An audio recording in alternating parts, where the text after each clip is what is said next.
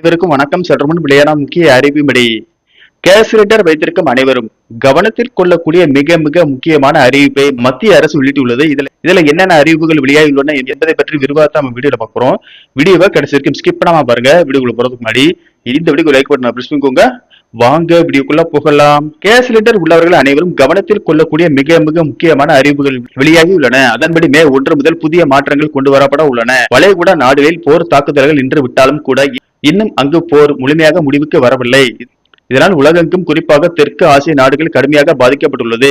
Gas cylinder, petrol, diesel சப்ளையில் பாதிப்பு ஏற்பட்டுள்ளது. சமாளிக்க முடியாத அளவுக்கு நிலைமை கைமீறி செல்லவில்லை என்றாலும் கணிசமான பாதிப்பு இருக்கவே செய்கிறது. இதற்கிடையே வரும் மே 1ஆம் தேதி முதல் சமையல் எரிவாயு விநியோக முறையில் சில முக்கிய மாற்றங்கள் கொண்டுவர Indian oil corporation, Bharat petroleum மற்றும் ஹிந்துஸ்தான் பெட்ரோலியம் ஆகிய நிறுவனங்கள் முடிவு செய்துள்ளன. முறையற்ற பயன்பாடு மற்றும் கருப்பு சந்தையில் சிலிண்டர்கள் விற்கப்படுவதை தடுக்க இந்த அதிரடி நடவடிக்கை எடுக்கப்பட உள்ளன. இதுவரை ஒரு சிலிண்டர் முன்பதிவு செய்த நாளிலிருந்து அடுத்த சிலிண்டர் முன்பதிவு செய்ய 21 நாட்கள் இடைவெளி இருந்தால் போதும் என்ற நிலை இருந்தது. ஆனால் மே 1 முதல் இது மாற்றப்படுகிறது.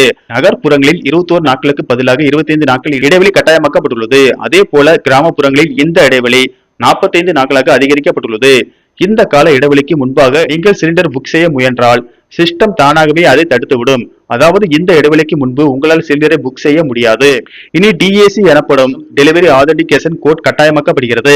சிலிண்டர் டெலிவரிக்கு வரும்போது வெறும் புழு புக் அல்லது ரசீதை காட்டினால் மட்டும் போதாது. சிலிண்டர் முன்பதிவு செய்தவுடன் உங்கள் பதிவு செய்யப்பட்ட மொபைல் எண்ணுக்கு ஒரு ஓடிபி வரும். சிலிண்டர் டெலிவரி செய்யும் நபரிடம் அந்த ஓடிபி நம்பரை சொன்னால் மட்டுமே சிலிண்டரை டெலிவரி செய்வார்கள்.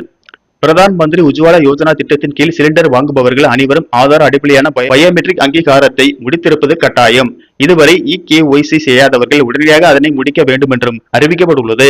இப்போது கள்ளச்சந்தையில் கேஸ் சிலிண்டர் விநியோகத்தை தடுக்கவும், மானிய விலை சிலிண்டர்களை தவறாக பயன்படுத்துவதை தவிர்க்கவும் இந்த நடவடிக்கைகள் அவசியமானதாக உள்ளது. நீங்கள் உங்கள் மொபைல் எண்ணை கேஸ் ஏஜென்சியுடன் சரியாக இணைத்துள்ளீர்களா என்பதை இப்போதே உறுதி செய்து கொள்ளுங்கள். கேஸ் தீர்ந்த பிறகு அலைய வேண்டாம் என அறிவுறுத்தப்பட்டுள்ளது. நன்றி.